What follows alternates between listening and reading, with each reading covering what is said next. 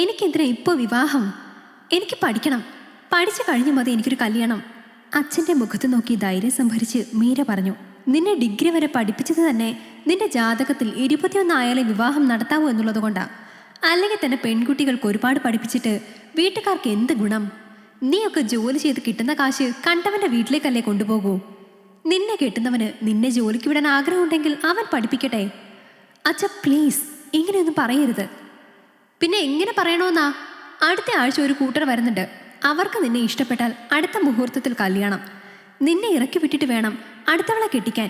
അതുകൊണ്ട് മോള് കൂടുതൽ തർക്കിക്കാൻ നിൽക്കാതെ അമ്മയോട് ചോദിച്ച് അടുക്കള പണികളൊക്കെ പഠിക്കേ. പെൺപിള്ളേർ പഠിക്കേണ്ടത് ഒരു വീടെങ്ങനെ കൊണ്ടുപോകണം എന്നാ, അല്ലാതെ ബുക്കിലുള്ളത് പുഴുങ്ങി തിന്നാൽ കുടുംബം നടത്താൻ പറ്റില്ല. അത്രയും പറഞ്ഞുകൊണ്ടയാൾ പുറത്തേക്ക് ഇറങ്ങിപ്പോയി. അച്ഛൻ പോകുന്നത് നോക്കി കണ്ണു നിറച്ച് അവൾ നിന്നു. കൂലിപ്പണിക്കാരനായ ശശിയുടെയും വീട്ടമ്മയായ ശാരദയുടെയും മൂത്ത മകളാണ് മീര. ഇളയവൾ മീന. അവൾക്ക് താഴെ ഒരു അനിയൻ മിഥുൻ. മീന +1-ലും മിഥുൻ 8ാം ക്ലാസ്സിലുമാണ് പഠിക്കുന്നത്. അമ്മയ്ക്കെങ്കിലും അച്ഛനോടൊന്ന് പറയായിരുന്നില്ലേ? കരഞ്ഞുകൊണ്ടാണ് മകൾ അമ്മയുടെ അടുത്തേക്ക് പരാതിയുമായി ചെന്നത്. നിന്റെ അച്ഛൻ ആര് പറഞ്ഞാലും കേൾക്കാത്തൊരു മനുഷ്യനാ. അങ്ങേരുടെ ചിലവിൽ ഉണ്ടുറങ്ങി കഴിയുമ്പോൾ ഇതൊക്കെ അനുസരിച്ചേ പറ്റൂ. നീ ചെന്ന് കയറുന്ന വീട്ടിലെങ്കിലും ഇങ്ങനെ ആവരുതെന്ന് പ്രാർത്ഥിക്കേ. ഒരു ജോലിക്ക് പോകാൻ പറ്റിയാൽ ഭാഗ്യം. അതിനൊന്നും വിടാത്തവരാണെങ്കിൽ എൻ്റെ ഗതി തന്നെയാകും നിനക്കും. അമ്മയുടെ മറുപടി അവളെ കൂടുതൽ നിരാശയിലാക്കി. നിറാകണ്ണുകളോടെ മീര മുറിയിലേക്ക് പോയി. പിന്നീട് അവളുടെ ചിന്ത മുഴുവനും കല്യാണം കഴിഞ്ഞുള്ള ജീവിതത്തെക്കുറിച്ചായിരുന്നു. എന്തായാലും അച്ഛൻ പറഞ്ഞതുപോലെ സ്വന്തമായി പലചരക്ക് കട നടത്തുന്ന സതീശൻ്റെ ആലോചന അവൾക്ക് വന്നു. അവളെ വന്ന് പെണ്ണ് കണ്ടു പോയവർക്ക് മീരയെ ഇഷ്ടമായി. വരുന്ന ചിങ്ങത്തിൽ കല്യാണത്തിനുള്ള തീയതി കുറിക്കപ്പെട്ട് രണ്ടുപേരുടെ മോതിരമാറ്റം നടത്തി. നിശ്ചയം കഴിഞ്ഞപ്പോൾ സതീശന് അവൾക്കൊരു മൊബൈൽ ഫോൺ കൊണ്ടുകൊടുത്തു.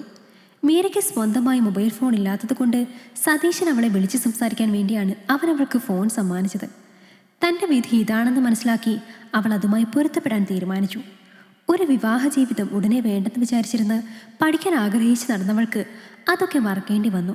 സതീശനെ മനസ്സുകൊണ്ട് ഇഷ്ടപ്പെടാൻ അവളും ശ്രമിച്ചു തുടങ്ങി. നിശ്ചയം കഴിഞ്ഞ ശേഷം രാത്രി പലചരക്ക് കട പൂട്ടി വന്നു കഴിഞ്ഞുള്ള സമയം ദിവസേന സതീശൻ മീരയെ വിളിക്കുന്നത് പതിവായി. അയാൾക്ക് വീട്ടിൽ അച്ഛനും അമ്മയും ഒരനിയത്തിയുമാണുള്ളത്. അവളുടെ വിവാഹം കഴിഞ്ഞിട്ടില്ല. 10ാം ക്ലാസ്സിലാണ്. അച്ഛൻ്റെ കടയിലാണ് സതീശനും നിൽക്കുന്നത്. അവന് വയസ്സ് 27 കഴിഞ്ഞു. ഇരുവരും ഫോൺ വിളിയും സംസാരവും തുടങ്ങിയപ്പോൾ മീര വിവാഹം കഴിഞ്ഞും തന്നെ പഠിക്കാൻ വിടണം, പഠിക്കാൻ ഒത്തിരി ഇഷ്ടമാണെന്നൊക്കെ അവനോട് പറയും. അത് കേൾക്കുമ്പോൾ അതൊക്കെ കല്യാണം കഴിഞ്ഞുള്ള കാര്യമല്ലേ, അതപ്പോൾ നോക്കാമെന്ന് അവൻ മറുപടി പറയും. ആ മറുപടിയിൽ ഒരു പ്രതീക്ഷ വെച്ച് പുലർത്തി അവൾ ദിവസങ്ങൾ തള്ളി നീക്കി. കാത്തുകാത്തിരുന്ന് അവരുടെ വിവാഹ ദിവസമെത്തി.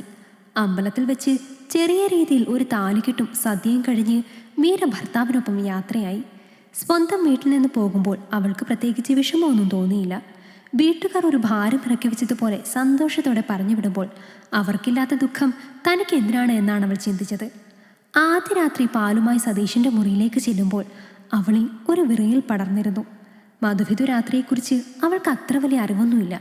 ആരും അവൾക്ക് വിശദമായിട്ടൊന്നും പറഞ്ഞു കൊടുത്തിട്ടില്ലായിരുന്നു. ഭർത്താവിൻ്റെ ഇഷ്ടങ്ങൾ കണ്ടറിഞ്ഞു പെരുമാറണം. പെണ്ണിൻ്റെ ശരീരത്തിൽ താലി കിട്ടിയവരാണ് അവളിൽ പൂർണ്ണ അവകാശം.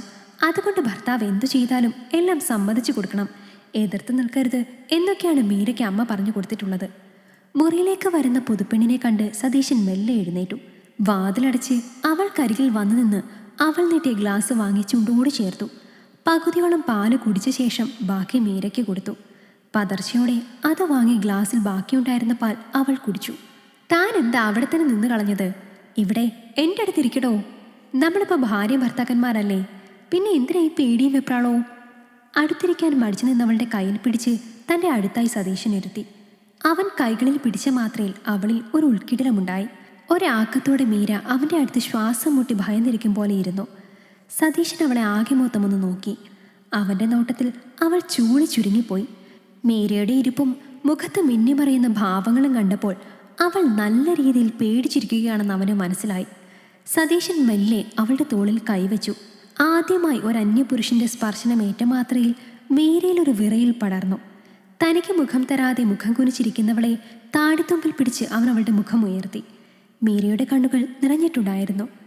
എന്നെ ഒന്നും ചെയ്യില്ലേ സതീശേട്ടാ? എനിക്കൊന്നും അറിയില്ല. ഈ വീടുമായും ഏട്ടനുമായും പൊരുത്തപ്പെടാൻ എനിക്ക് കുറച്ച് സമയം വേണം. എന്നെ ഉപദ്രവിക്കരുത്. കുറച്ച് സാവകാശം തന്നാൽ മാത്രം മതി. എല്ലാ അർത്ഥത്തിലും ഏട്ടൻ്റെ ഭാര്യയായി മാറിക്കൊള്ളാം ഞാൻ. പെട്ടെന്ന് അവൻ്റെ കാൽക്കലേക്ക് വീണ് മീര പൊട്ടിക്കരഞ്ഞു.